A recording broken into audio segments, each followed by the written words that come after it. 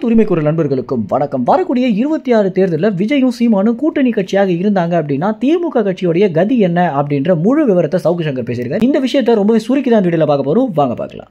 திமுக கட்சியை பொறுத்த வரைக்கும் தற்போது தமிழ்நாட்டில் எந்த மாதிரி ஒரு ஆட்சியை பண்ணிட்டு இருக்காங்க அப்படின்றது நம்ம எல்லோருக்குமே தெரிஞ்சிருக்கும். திமுக கட்சிக்கு இந்த அளவுக்கு ஆளுமை இல்லாமல் இருப்பாங்க அப்படின்னு யாருமே எதிர்பார்த்திருக்க மாட்டாங்க அப்படின்னே சொல்லலாம். ஏன்னா அவங்களுடைய பொதுக்கூட்டங்கள் ஆரம்பிச்சு அவங்க கட்சியில் இருக்கக்கூடிய நிர்வாகிகள் வரைக்குமே இந்த கடந்த 3.5 ஆண்டுகளில் எவ்வளவு பிரச்சனைகள் அப்படின்னு நம்ம எல்லோருமே நாள்தோறும் காணொலிகளை பார்த்துட்டு தான் இருந்துட்டு இருக்கோம்.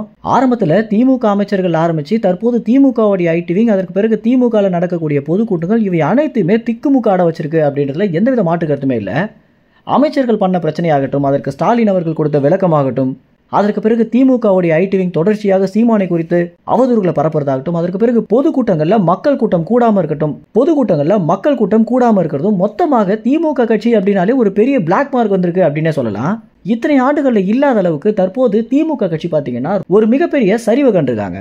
பொதுவாகவே ஒரு திமுக, அதிமுக இந்த மாதிரியான கட்சிகள் நடத்தக்கூடிய பொதுக்கூட்டங்களுக்கு மக்கள் எவ்வளவு கூட்டமாக வந்து பார்ப்பாங்க அப்படின்னு நம்ம இத்தனை ஆண்டுகளில் நிறைய வாட்டி பார்த்துருப்போம். ஆனால் ஸ்டாலின் அவர்கள் ஆட்சிக்கு வந்த கொஞ்ச நாட்கள்ல இருந்தே திமுகவுடைய பொதுக்கூட்டங்களில் மக்கள் கூட்டம் ரொம்ப கம்மியாக காணப்படுறதும், அதற்கு பிறகு மக்கள் பாதியிலே எழுந்து போறதும், இன்னும் சொல்ல போனா இறுதியாக இளைஞர் அணி பொதுக்கூட்டத்துல எல்லாம் பாத்தீங்கன்னா அனைத்து சேர்களுமே காலியாக இருந்த ஒரு காணொலி எல்லோருமே ஆச்சரியத்துக்குள்ளாக இருந்துச்சு.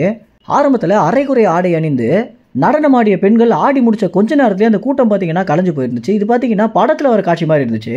இந்த மாதிரி திமுக பண்ற அனைத்து காரியங்களுமே பாத்தீங்கன்னா சீமானுக்கு தான் சாதகமாக முடிஞ்சிருக்கு அப்படின்றதா சவுக்கு சங்கர் சொல்லக்கூடிய கருத்தாக இருக்கு. ஒருவேளை ஏற்கனவே திமுக கட்சிக்கு இவ்வளவு பிரச்சனை இருக்கும்போது இன்னும் விஜயும் சீமானும் கூட்டணி கட்சியாக இருந்து 26 தேர்தலில் நின்னாங்க அப்படின்னா மக்கள் கூட்டம் எந்த அளவுக்கு அந்த கட்சிக்கு தன்னுடைய ஆதரவு கொடுப்பாங்க அப்படின்றத நம்ம பொறுத்திருந்தா பார்க்கணும். அப்படின்னும் ஒருவேளை இப்படி நடந்தா எப்படி இருக்கும் அப்படின்னு யோசிச்சு பாருங்க அப்படின்னு சவுக்கு சங்கர் பாத்தீங்கன்னா ஒரு பெரிய கேள்வி எழுப்பியிருக்காரு. ஏன்னா விஜய் அரசியலுக்கு வருவாரா மாட்டாரா அப்படின்ற கேள்வி போய் வருகிற 4ஆம் தேதி புசி ஆனந்த் பாத்தீங்கன்னா டெல்லிக்கு போயிட்டு மக்கள் இயக்கத்தை அரசியல் கட்சியாக மாத்த போறாரு.